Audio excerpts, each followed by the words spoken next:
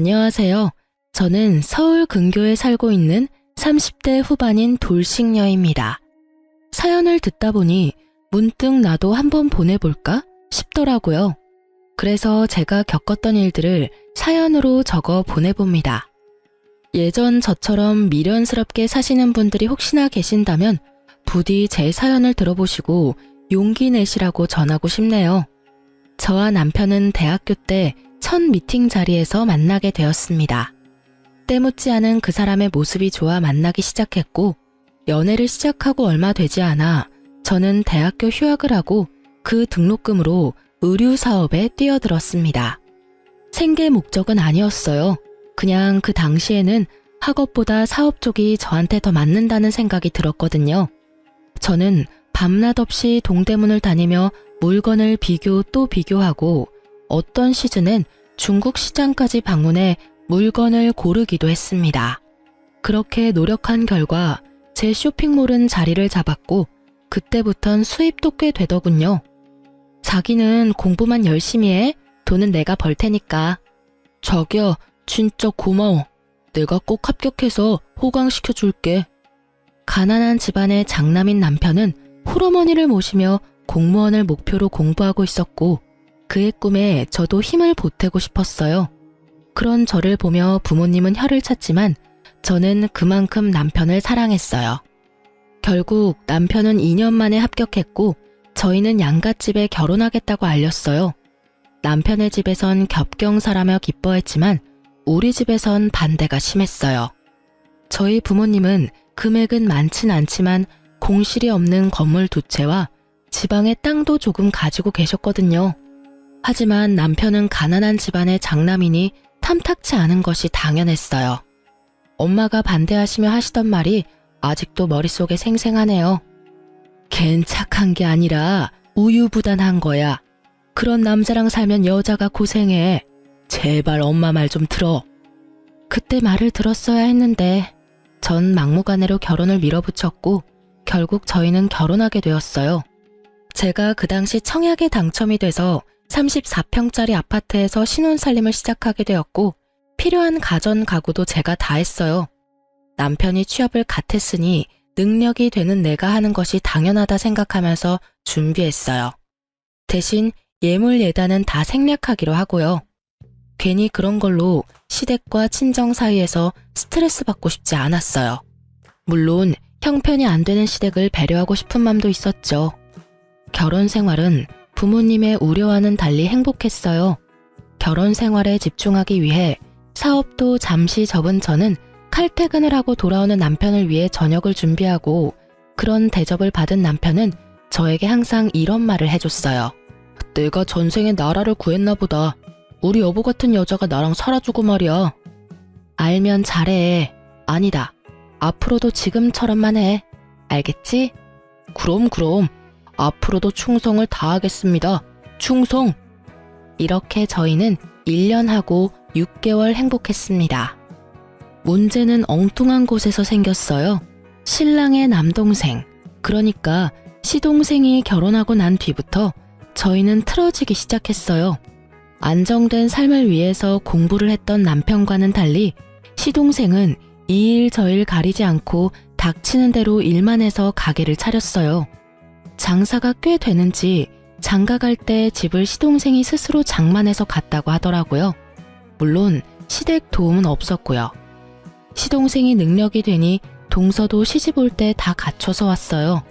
어머님께 코트, 가방, 심지어 집에 소파까지 바꿔드렸다고 하더라고요. 이때부터 시어머니의 비교와 홀대가 시작됐어요. 아가, 내가 아들이 2명이나 있는데 이런 대접은 또 처음 받아보는구나. 정말 고맙다, 아가. 아니에요, 어머니. 당연히 해드려야죠. 아이고, 마음씨도 고운 것. 우리 집에 복덩이가 들어왔어, 복덩이가. 아유, 어머님. 그만하세요. 형님 섭섭하시겠어요. 섭섭하기는 첫째야. 섭섭하니? 아니에요. 어머님 섭섭하기는요. 뻔히 제가 있는 자리에서 몇 번이고 이런 얘기를 주고받는데 바보가 아닌 이상 알죠. 왜 모르겠어요? 아, 나는 미운 털이 제대로 박혔구나. 양가 집안 합의로 예물 예단도 생략했던 건데 그건 까맣게 잊으신 듯 보였어요. 점점 비교와 홀대가 심해졌지만 크게 신경 쓰지 않았어요. 제가 아예 해온 것이 없다면 눈치가 보이긴 했겠지만 금액으로 따지면 제가 동서보다 더 많이 해왔으니까요. 그저 따지고 들기 싫어서 조용히 있었어요. 전 당당했고 참을만 했으니까요. 하지만 점점 참을 수 없는 일이 벌어지더군요. 예, 둘째네 오늘 병원 다녀왔는데 아들이란다. 이게 무슨 겹경사니? 정말 복덩이도 그런 복덩이가 없어. 어머, 너무 축하할 일이네요. 시어머니의 전화를 받은 저는 온몸에 소름이 돋으며 큰일이다 싶더군요. 앞으론 애 문제로 날 볶아대겠구나 싶어서요. 아니나 다를까 심할 때는 하루에도 몇 번씩 시어머니에게서 전화가 왔어요. 너흰 아직 소식 없니? 아, 네, 어머니. 아직이요. 곧 생기겠죠. 보시 언제니 대체? 너희 결혼한 지 이제 2년째다. 둘째네는 떡하니 아들까지 가졌는데 명색의 장남은 소식도 없으니 너희 노력은 하고 있는 거 맞니? 혹시 각방 쓰고 그런 거 아니지? 너희 혹시 피임하니? 처음에는 조심스럽게 물으시던 소식도 시간이 지날수록 점점 선을 넘으시더군요. 부부관계에 시어머니가 간섭하기 시작했고 심지어는 제 월경 날짜를 물으시곤 합방 날짜까지 정해주시더군요. 전 참다 못해 합방 날짜가 적힌 문자를 남편에게 보여주었죠. 여보, 이거 좀 봐봐. 이게 뭔데? 무슨 날이야? 어머님이 우리 합방하라고 정해주신 날짜야. 어떻게 생각해? 뭐? 우리 엄마가? 왜 그랬지? 나한테 생리 언제 하냐고 물으시더니 이렇게 문자 보내셨어. 우리 엄마가 급하긴 급한가 보네. 웃음이 나와 지금? 나는 하루에도 몇 번씩 임신 독촉 전화 때문에 스트레스 받아서 잠도 못 자는데. 미안해. 근데 좋은 게 좋은 거라고 여보가 좋게 생각해주면 안 될까?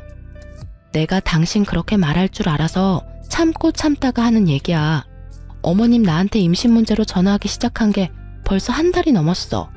정도껏 하셔야 나도 참지. 이건 해도 해도 너무하시잖아.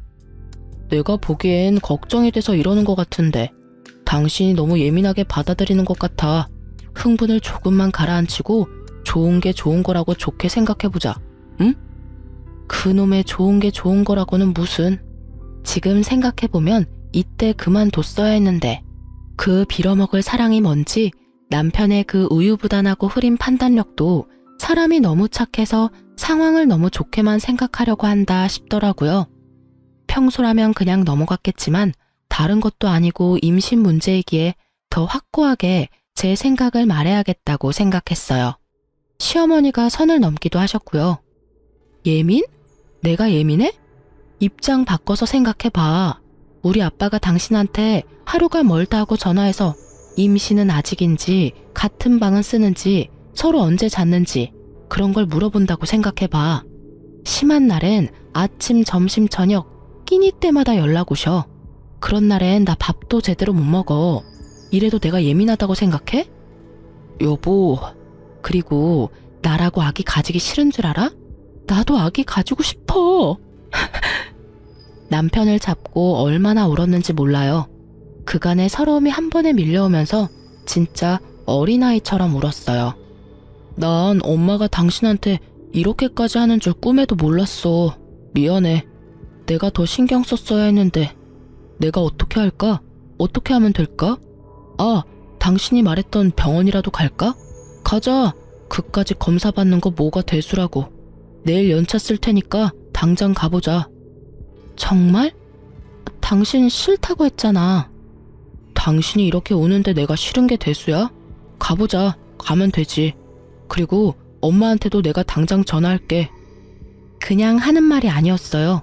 제가 보는 앞에서 시어머니께 전화를 걸더니 내일 병원 가기로 했으니 앞으로 임신 문제로 연락하지 말아달라고 아주 단호하게 말하고 전화를 끊어버리더라고요.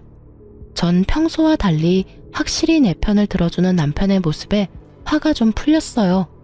그렇게 다음날 병원에 가서 검사를 받았어요. 아무래도 자연 임신을 기대하기가 좀 힘드실 것 같습니다.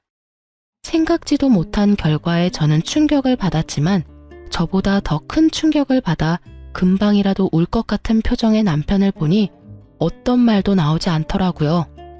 집으로 어떻게 돌아왔는지 기억도 나지 않았어요. 그냥 정신을 차려보니 거실 바닥에 우리 두 사람이 꼭 안고 울고 있었어요. 여보, 괜찮아. 부모님께는 죄송하지만 우리 둘이 행복하게 잘 살자. 요새엔 일부러도 안 낳는다잖아. 그렇게 좋게 생각하자. 그렇게 말해줘서 고마워, 여보. 다시 한번 느끼지만 당신 참 멋지고 좋은 여자야. 아니야. 당신이 멋지고 좋은 사람이니까 나도 그렇게 닮아가는 거야. 우리 행복하게 잘 살자. 그렇게 저흰 부모님께는 비밀로 하고 우리만의 행복을 위해 잘 살자고 서로를 위로했습니다. 남편의 전화 때문인지 시어머니에게서 더 이상 전화도 오지 않고 나름 평화로운 날을 보내고 있었어요. 며칠째 기운 없는 남편을 위해 선물이나 사줄까 하는 생각에 휴대폰으로 검색을 하고 있었죠. 그때 시어머니께 문자가 왔어요. 아가, 내가 급해서 그러는데 1,000만 원만 좀 빌릴 수 있을까? 너무 급해서 그래. 순간 멍하더라고요. 100만 원도 아니고 1,000만 원이라니. 혹시나 보이스피싱이 아닐까 하는 생각에 전화를 걸었어요. 아가, 문자 봤니? 네, 어머님. 혹시 무슨 일 있으신 건 아니죠? 그런 건 아니고 급하게 필요한 일이 있어서 그래. 혹시 누구한테 연락을 받았다거나 협박을 받았다거나 제가 걱정이 돼서 그래요. 얘가 사람을 세상 물정 모르는 노인네로 하는 것도 아니고 내가 보이스피싱이나 당할 사람으로 보이니? 빌려주기 싫으면 싫다고 말하려무나 쉐미 바보로 만들지 말고. 에이, 어머님은 참. 혹시나 해서 여쭤봤어요. 요즘 세상이 너무 흉흉하잖아요. 어머님 계좌로 보내드리면 되죠? 그럼 내 계좌로 보내주면 되지. 네, 어머님. 지금 보낼게요.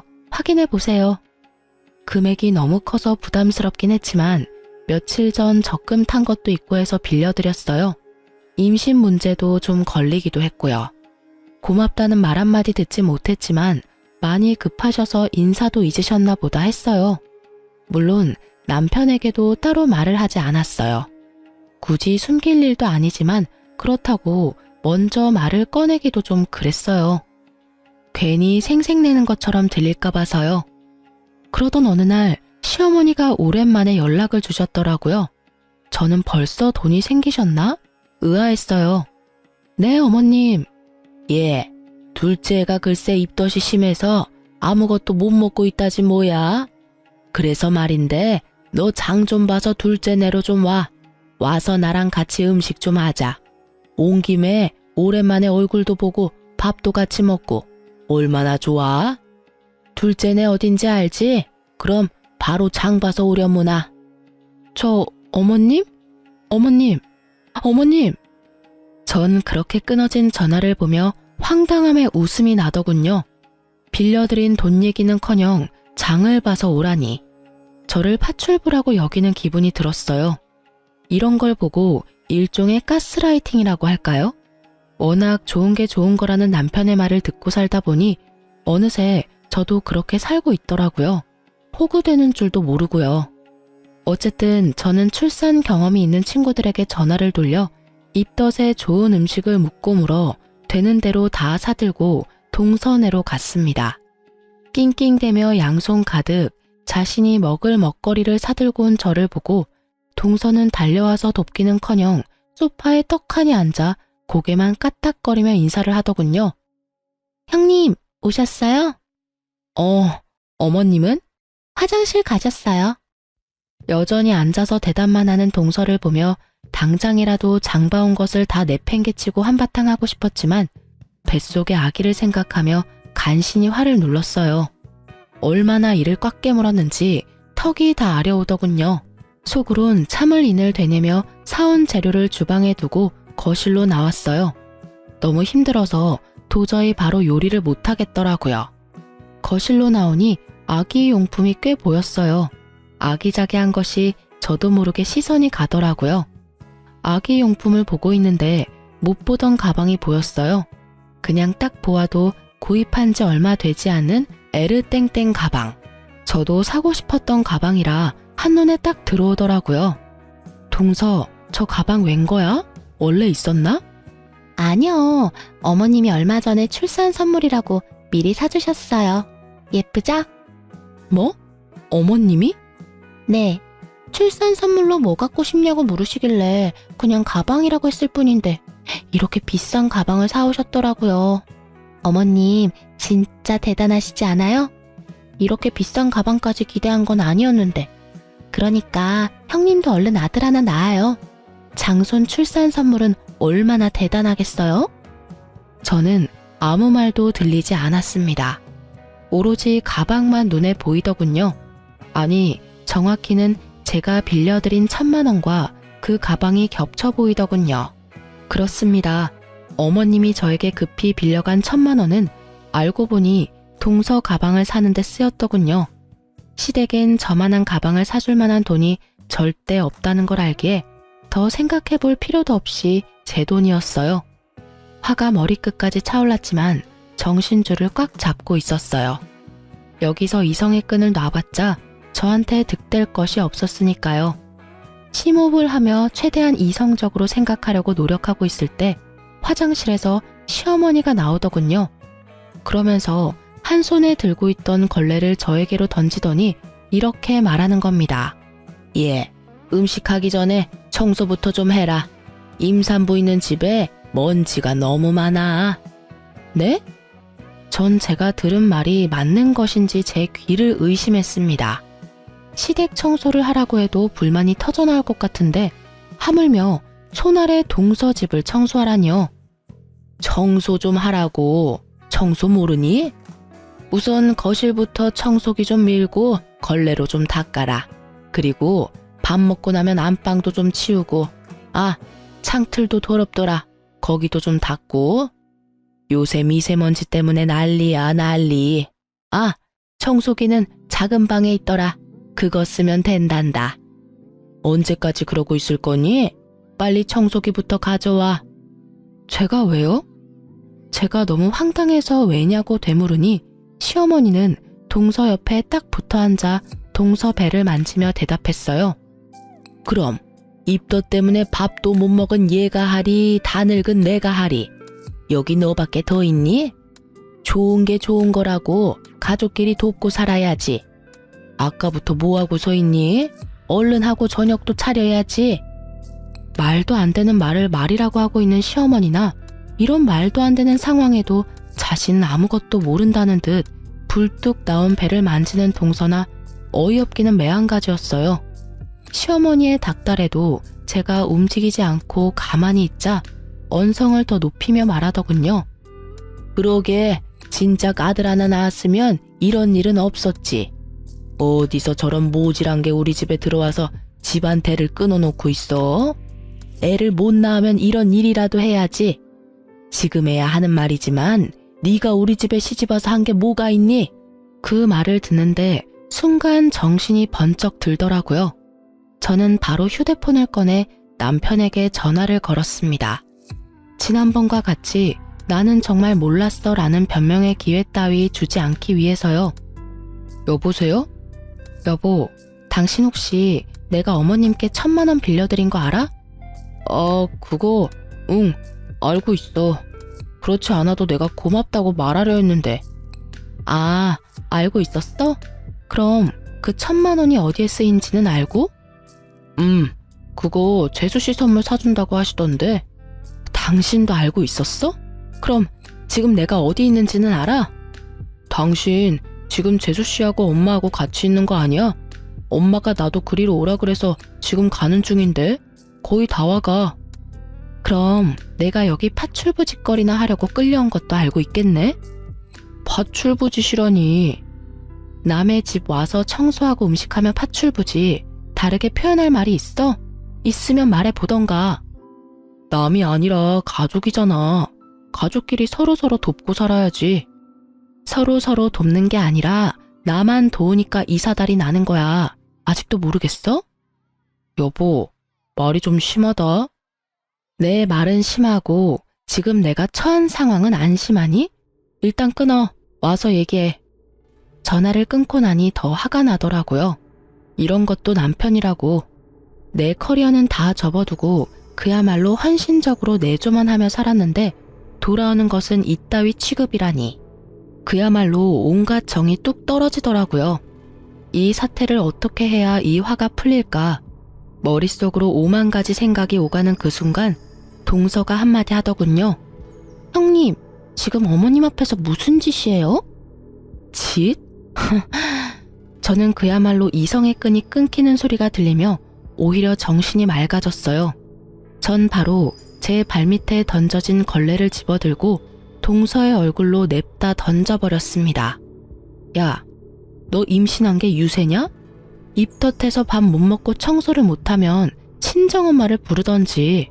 그것도 안 되면 돈 주고 사람을 부르면 될 일이지 어디 사람을 오라가라 해? 저의 말과 행동에 적잖게 놀란 동서는 걸레가 닿았던 얼굴을 닦아대며 저를 노려볼 뿐 아무 말도 못하고 있었고 시어머니는 벌떡 일어나 막말을 하기 시작하더라고요. 시집 올 때 몸뚱이 하나 가지고 와서 내 아들이 벌어다주는 돈이나 펑펑 쓰면서 놀고 먹는 그런 주제에 어디서 니까짓 게 큰 소리야? 전 치사하고 더러워서 끝까지 하고 싶지 않았던 말을 하기로 했습니다. 어쩌겠어요. 새까맣게 잊으신 것 같으니 제가 다시 일깨워 줄 수밖에요. 어머님, 제가 진짜 치사해서 이런 말 안 하려고 했는데 기억 안 나시는 것 같으니까 말씀드릴게요. 그래, 무슨 말인지 어디 한번 말이나 드러나 보자. 저 시집 올 때 몸뚱이만 가지고 오지 않았고요. 집, 가전, 가구, 심지어 지금 어머님 아들이 타고 다니는 그 차까지 제가 다 해서 왔고 다 제 명이에요. 거기에 어머님 아들 돈은 단 1원도 안 들어갔어요. 제가 예단으로 들고 온 것만 해도 억 단위인데 전 예물은커녕 봉투 하나 구경하지도 못했네요. 그리고 어머님 아들 월급으론 저 펑펑 쓰고 놀지도 못해요. 전 제가 모아뒀던 돈이랑 투자했던 돈으로 놀아요, 어머님. 그리고 그 돈으로 어머님께 1,000만 원 빌려드린 거고요. 그런데 그 돈으로 어머님은 동서 가방을 사주셨네요. 제 말에 동서는 몰랐던 사실을 알았다는 듯 놀란 눈으로 시어머니와 저를 번갈아가며 보더라고요. 그랬겠죠. 시동생이 가난한 자신의 집안 상황을 제대로 설명했을 리도 없겠죠. 지금 시부모가 살고 있는 집이 겉에서 보기엔 그럴듯했지만 사실 그 집은 자가가 아닌 전세인데다가 그 전세금도 월세로 사는 부모님을 두고 자신들만 좋은 집에 살 수 없었던 남편과 시동생이 마련해 줬던 거니까요. 속 시원하게 내뱉긴 했는데 순간적으로 아, 내가 너무 심했나? 싶더군요. 미우나 고우나 아직은 시어머니고 어른이시니까요. 하지만 그런 저의 고민을 한 방에 날려줄 말들이 시어머니 입에서 흘러나오고 있었습니다. 너 아들 하나 못 낳는 년이 성질만 나빠서는 너 그러니까 아기가 안 생기는 거야. 알아? 너같이 돈만 밝히고 못된 년은 평생 노력해도 임신은 꿈도 못 꿀 거다. 혹여 임신이 된다고 해도 그 애가 멀쩡히 잘 붙어 있겠니? 그 못된 신부에 떨어지고도 남지. 이 나쁜 년. 부모님께도 한 번도 들어본 적 없는 욕과 저주 섞인 말을 듣고 저는 생각했습니다. 사실을 밝혀야겠다고. 이런 사람에게 더는 배려할 필요가 없다고 말입니다. 아니요. 저는 충분히 아기 낳아드릴 수 있는데 어머님 아들이 고자라서 아기를 못 낳아드려요. 제가 문제가 아니라 어머니 아들이 문제라고요. 무정자증이라고 아세요? 어머님 아들이 무정자증이래요. 그렇습니다. 병원에서 저희가 들은 말은 남편이 무정자증이라 임신이 어려울 것이라는 결과였습니다. 저는 남편을 너무 사랑했기에 모든 것을 그냥 받아들였습니다. 저에겐 있지도 않은 이세보단 남편이 우선이었고 자신에게 문제가 있으니 다시 임신 얘기가 나오면 남편이 중간 역할을 잘해줄 것이라 믿었으니까요. 그래서 다 비밀로 하고 그냥 묻고 지나가려 했는데 이렇게 나오니 더는 숨길 필요가 없겠더라고요. 뭐가 어쩌고 저째? 네가 이제 하다 별 거짓말도 다 하는구나. 아들 가진 둘째가 부러우면 부럽다고 말해. 잘난 것도 하나 없는 년이 어디서 거짓말이야? 못된 년, 나쁜 년, 할 말 못할 말이 따로 있지 어디서 그딴 거짓말을? 말에 반은 욕설인 그 사람을 보며 전 더 이상 어머니라 부르기도 싫어졌네요. 그래서 더 눈을 똑바로 뜨고 말했어요. 아줌마, 그럼 잘난 동서랑 평생 사세요. 네? 이 잘난 것 하나 없는 년은 이만 사라질 테니까요. 제 말을 들은 동서는 너무 놀라 두 손으로 입을 틀어막았고 시무는 저를 한 대 칠 기세로 다가왔어요. 저는 때릴 테면 때려보라는 심보로 가만히 서 있었고요. 그런데 갑자기 시무가 바닥에 주저앉아 대성통곡을 하는 것이 아니겠어요. 저를 잡아 죽일 듯 하던 기세는 온데간데 없고요. 저는 당황스러워 바닥에 주저앉은 시무를 보고 있었어요. 그 순간 제 뒤에서 목소리가 들려오더라고요. 이게 다 무슨 일이야? 엄마 왜 울어? 그래요. 남편이 어느새 제 뒤에 서 있더군요. 시무는 자기 아들이 오는 걸 보고 우는 연기를 시작하신 거였어요. 제가 아까 장본 걸 혼자 들고 들어오느라 현관문을 열어두고 닫는다는 걸 깜빡했더라고요. 그 활짝 열린 문으로 남편은 들어왔다가 이 사단을 본 것이었어요.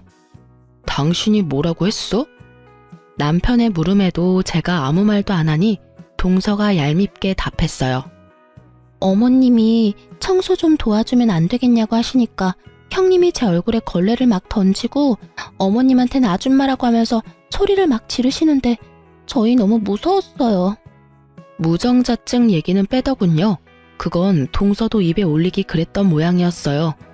동서의 소름 끼치는 연기가 끝나자 더 소름 끼치는 어머님의 연기가 시작되더군요. 아이고 내가 너무 오래 살았지. 오래 살았어. 청소 좀 같이 하자고 했더니 시애미를 잡아먹으려고 하지를 않나. 손 아랫 사람이 좋게 한마디 했다고 시애미 보는 앞에서 걸레를 집어 던지지를 않나. 그뿐이니? 감히 내가 보는 앞에서 내 아들을 쥐잡듯이 잡고. 아이고 내가 너무 오래 살았어. 내가 죽어야지. 이 꼴 보면서 더 살면 뭐해? 어머님 그런 소리 하지 마세요. 막장 드라마에서 보던 장면이 눈앞에 펼쳐지자 할 말은 사라지고 넋을 놓고 보고만 있게 되더라고요. 그러면서 이때껏 저런 사람들을 가족이라고 생각했던 저 자신이 한심스러우면서 상황이 더 명확히 보이기 시작했어요. 아, 이 사람들은 내가 진짜 우습구나. 날 진짜 호구로 봤구나 하고요. 아줌마? 당신 진짜 그랬어? 실망 가득한 눈빛으로 저에게 말하는 남편을 보며 저는 신랄 같은 희망마저 사라졌어요. 그랬어. 제정신이야? 왜 그랬어? 당장 사과 못해? 내가 왜 사과를 해? 당신 날 몰라? 내가 이렇게까지 하는 데는 그 이유가 있을 거란 그런 생각은 못하는 거야? 이유? 그래, 이유나 좀 알자. 당신 도대체 왜 이래? 엄마가 당신한테 돈 빌려서 가방 사준 것 때문에? 그깟 1,000만 원이야. 다시 벌면 되는 거고. 돈은 엄마가 다시 갚는다잖아. 그리고 우리가 그 돈 없으면 죽어? 그것도 아니잖아. 뭐? 그리고 장봐 와서 밥 좀 해주면 안 돼? 다른 사람도 아니고 임신한 가족이 입덧 때문에 밥도 못 먹고 있다는데 많이 양보해서 우리 엄마가 너무 심했다고 치자. 그렇다고 시어머니한테 아줌마라고 하는 게 제정신으로 할 수 있는 말이야? 당신 이런 사람이었어? 저는 더는 말할 가치를 못 느끼겠더라고요. 입 아프게 말해봤자 알아들을 사람으로도 안 보였고요. 그래도 할 말은 해야지. 이것까지 참았다간 병이 생길 것 같아 겨우 입을 열었습니다. 내가 제정신이 아니었네. 그러니까 이딴 호구짓이나 하고 있지. 뭐? 호구짓? 가족끼리 돕는 게 호구짓이야? 그렇게 가족 돕는 게 좋으면 네가 와서 하지 그랬어. 엄연히 따지면 난 가족도 아니잖아. 그리고 와서 음식하는 건 내 몸이고 내 손인데 왜 네가 된다 안 된다를 판단해? 네가 된다고 하면 나는 당연히 와서 청소도 하고 음식도 해줘야 해? 웃기지도 않아 진짜. 그깟 1,000만 원. 1,000만 원은 당신 돈이야? 내 돈이야. 그리고 그깟이면 네가 빌려주지 그랬어. 아, 너한텐 1,000만 원은 고사하고 500도 없지? 야, 너 진짜 말 다 했어?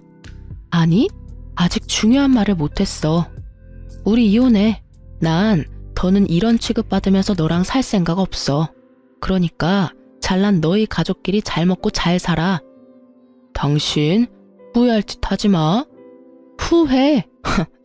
참나.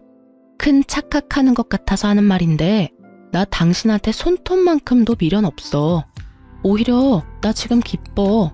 이젠 이 지긋지긋한 집안 안 보고 살아도 된다고 생각하니까 몸이 막 깃털처럼 가볍다고. 그러니까 너나 후회하지 말고 잘 살아. 그리곤 뒤를 돌아 그대로 나와버렸습니다. 뒤에서 남편이 부르는 소리와 어머니의 욕설이 들려왔지만 다 무시했어요. 차에 탄 저는 친정으로 향하며 바로 변호사를 선임했어요. 아주 비싼 돈을 주고 말이에요. 전 될 수 있으면 빠르고 통쾌하게 이혼하고 싶었거든요. 친정에 도착한 저는 최대한 한쪽에 치우치지 않으려 노력하며 상황을 부모님께 설명했습니다. 한참 동안 듣고 계시던 부모님이 말씀하셨어요. 우리 딸 많이 힘들었겠네. 따뜻한 부모님의 목소리를 듣는데 왜 그렇게 눈물이 나는지 저는 오랜만에 부모님 품에 안겨 울었어요. 진작 엄마 말 들었으면 이런 일도 없었을 텐데. 미안해 엄마. 말 안 듣고 고집 부리다가 이런 꼴이나 보이고. 눈물 콧물 범벅이 되어 말하는 저를 보며 엄마가 머리를 쓰다듬어주며 말하셨어요. 딸, 이런 꼴이면 어떻고 저런 꼴이면 어때? 넌 여전히 엄마 아빠가 사랑하는 딸인데. 내 딸이 경험하지 않았으면 했던 일이긴 하지만 어쩌겠어? 이미 우리 딸이 다 보고 듣고 경험해버린걸. 그러니까 앞으로는 그 경험을 밑거름 삼아 더 좋은 길로 나아가면 되는 거야. 알겠어? 그리고 이 말을 깜빡했는데 잘했어 우리 딸. 그런 취급받으면서 결혼 생활을 이어나갈 필요 없어. 그럴 땐 그냥 박차고 나와서 새롭게 시작하면 돼. 비록 그 길이 힘들고 험할지라도 넌 다 이겨낼 수 있어. 우리 딸은 충분히 용기 있고 현명한 사람이니까. 그런 널 엄마 아빠는 믿어. 그러다 너무 힘에 부치는 날엔 오늘처럼 엄마 아빠한테 와서 잠시 쉬었다가 엄마 아빠는 언제나 여기서 기다리고 있으니까. 알겠지 딸? 고마워요. 부모님을 만나보니 확실히 알겠더라고요. 저는 사랑받아 마땅한 사람이라는 것을요. 그동안 전 미련하게도 그 중요한 사실을 잊고 살았더라고요. 그간의 상처를 씻어낸 저는 변호사를 만나 상담을 진행했어요. 상담 결과 집, 차 등 제가 결혼할 때 마련했던 것은 당연히 다 제 것이고 유책 배우자는 신랑이니 위자료까지 받을 수 있다고 그러더군요. 아, 물론 빌려준 1,000만 원도 주고받은 문자가 명백한 증거가 되어 당연히 받을 수 있고요. 시어머니의 욕설과 저주에 가까운 발언은 증거나 증인이 없어 고소가 힘들 거라고 했어요. 녹음해야 했는데 그럴 정신도 없었고 동서가 증인으로 나설 일은 없을 테니까요. 위자료가 그렇게 많진 않았는데 워낙 가진 것이 없으니 빈털터리가 될 상황에 놓인 남편과 시댁 식구들이 동시에 찾아와 싹싹 빌더군요. 여보, 내가 잠시 정신이 어떻게 됐었나 봐. 당신이 나한테 어떻게 했는데. 내가 엄마 오는 걸 보고 그만 너무 흥분을 해서 미안해. 당신 기분부터 풀어줬어야 했는데. 그래, 아가, 내가 미안하단다. 나는 아기 걱정에 그만. 내가 너무 심했어. 사과하마. 형수님, 죄송해요. 저라도 말렸어야 했는데. 형님, 아프세요. 제가 임신 때문에 너무 예민해져 있어서 버릇없게 굴어서 죄송해요. 이미 떠난 마음은 그 어떠한 말로도 돌아오지 않더라고요. 잘못을 비는 모습도 진심으로 느껴지지 않았고요. 그저 어떻게 하면 이 지긋지긋한 상황을 끝낼 수 있을까? 이 생각뿐이었습니다. 그래서 저는 뭐 아니면 도라는 마음으로 아무것도 녹음되지 않은 휴대폰을 들이밀며 말했습니다. 당장 다들 돌아가 주세요. 그렇지 않으면 그날 어머님께서 저한테 욕하시고 심하게 말씀하신 거 이 휴대폰에 낱낱이 녹음되어 있는데 이것까지 변호사님께 제출해서 고소 진행해달라고 할 겁니다. 알겠어요? 그까짓 걸로 고소가 되는 줄 아니? 그리고 내가 욕을 언제 했다고 그래? 고소가 된다고 하더라고요. 저희 변호사님이. 그래서 하는 김에 같이 고소하려다가 그래도 살았던 정이 있어서 고소는 하지 않겠다고 했는데 제가 또 실수한 것 같네요. 어머님이 입에 담지도 못할 욕설과 모진 말들을 잊으신 걸 보니깐요. 원하신다면 한번 들어보실래요? 저도 한번 들려드리고 바로 고소 진행하죠 뭐. 저의 천연덕스러운 연기에 다들 입으로 욕은 하지 못하지만 눈빛으로는 심한 욕들을 하고 돌아가더라고요. 그렇게 저의 이혼은 빠르고 성공적으로 잘 마무리되었어요. 오래 연애를 했던 터라 이혼 후에도 남편의 얘기가 들려오더라고요. 그때 그 집 문이 활짝 열려 있어서 앞집 옆집 사람들이 싸우는 거 다 들었다더라. 너희 시댁이었던 집이랑 동서네랑 한 동네였잖아. 그 동네에 그 집 첫째 아들 무정자증이라고 소문이 쫙 돌았대. 거기에다가 그 시어머니였던 사람이 너한테 막말하면서 욕한 것도 소문이 쫙 돌아서 한동안 난리 났었어. 뭐 그런 뻔뻔한 집안이 다 있냐고. 그러니 그 동네에서 계속 살 수 있겠니? 아파트는 헐값에 그냥 처분하고 시댁집도 이사했다고 하더라. 우리 친구들 사이에도 소문 쫙 나서 네 전남편 재혼은커녕 모임도 못 나온다 그러더라. 요즘엔 본가 들어가서 살고 있다나 봐. 하긴 너한테 위자료 주고 집 얻을 돈이나 있겠어? 그러게 좀 잘하고 살지. 너 같은 복덩이가 어디 있다고. 그러게나 말이다. 너희 부모님은 뭘 하셔? 내 얘기 들으시곤 잘했다고 칭찬까지 해주시더라. 하긴 나 같아도 그렇겠다. 하여튼 잘했어. 다음 주 모임인데 넌 나올 거지? 생각해보고. 전부 네 편이니까 불편하게 생각하지 말고 편하게 와서 밥이나 먹고 가. 알겠지? 알겠어. 고마워. 신경 써줘서. 별 말을 다 한다. 다음 주에 봐. 자기 일처럼 통쾌해하며 제 복수의 끝을 알려주는 친구의 전화 덕에 전 비로소 발을 뻗고 잤답니다. 여기서 끝이냐고요? 아니요. 이혼 절차가 마무리되고 한 달도 지나지 않은 어느 날 동서가 찾아왔더라고요. 형님, 제발 다시 한번 생각해 주시면 안 될까요? 제가 잘할게요. 동서, 이러지 마. 형님, 제발요. 이러다가 어머님은 물론이고 아주버님까지 모시고 살게 생겼어요. 저 좀 살려주세요. 역시는 역시였습니다. 사람 쉽게 변하는 게 아니더군요. 저한테 미안해서 온 것이 아니라 자신이 가난한 집안을 다 떠맡게 생기니 호구 같은 제가 필요해서 왔던 거더군요. 저는 뱃속의 아기를 생각해 좋게 보내려 했건만 하는 행실을 보아하니 말로는 곱게 보내긴 힘들어 보였어요. 그래서 나보고 다시 그 집구석으로 들어가서 또 그렇게 호구 잡히고 살라는 말이야? 동서, 양심이 있어 없어? 어떻게 나한테 그런 말을 해? 그리고 동서 나한테 어떻게 했는지 잊었어? 나 더는 동서뿐 아니라 그 집안 사람이랑 말도 섞기 싫으니까 당장 돌아가줘. 제가 진짜 잘못했어요. 형님, 이렇게 빌게요. 앞으로 형님 말이라면 뭐든 다 듣고 잘할게요. 결국 동서는 무릎까지 꿇고 빌며 울더라고요.